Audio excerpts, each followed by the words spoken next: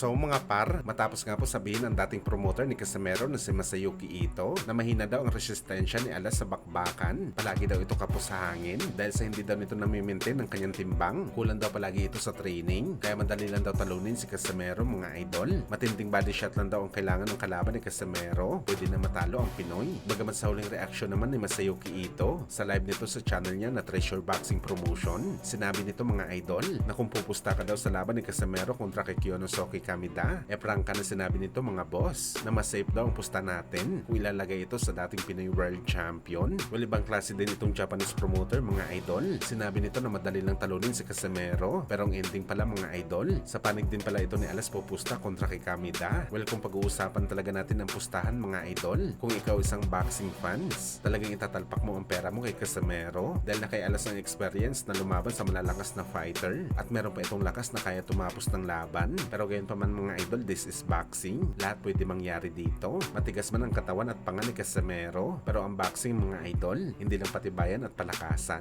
utakan din sa bakbakan. Kaya abangan natin to mga idol.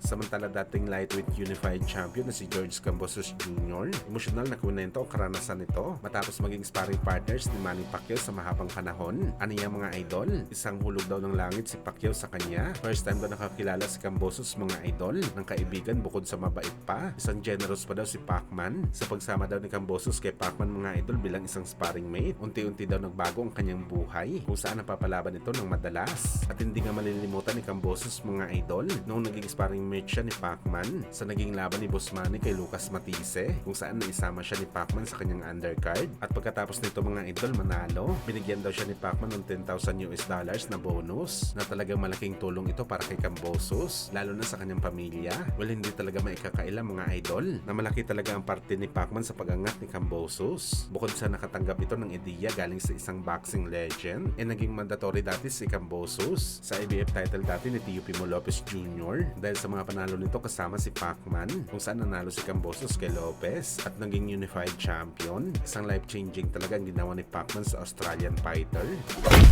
Sa kabilang banda naman mga idol, sa naging panayam nga po ni Lamont Roach Jr. ayad sa bakbakan nito kay Pitbull Cruz sa December, kung saan mga idol, sinagot na po ni Roach ang tanong sa kanya ng mga boxing fans kung bakit nilabanan nito si Pitbull Cruz na isang 140-pounder. Ano yung mga idol? Hindi na daw bago sa kanya ang kagaya ni Pitbull. Marami na daw siya nakalaban kagaya ni Pitbull at wala daw talaga ito problema kay Roach. Well, malalaman natin yan mga idol sa aktual na bakbakan. Ibahin talaga ni Roach si Pitbull kay Tank Davis. Dapat maging matibay ang katawan dito ni Roach dahil buong 12 rounds ito kakainin ni Pitbull sa bakbakan.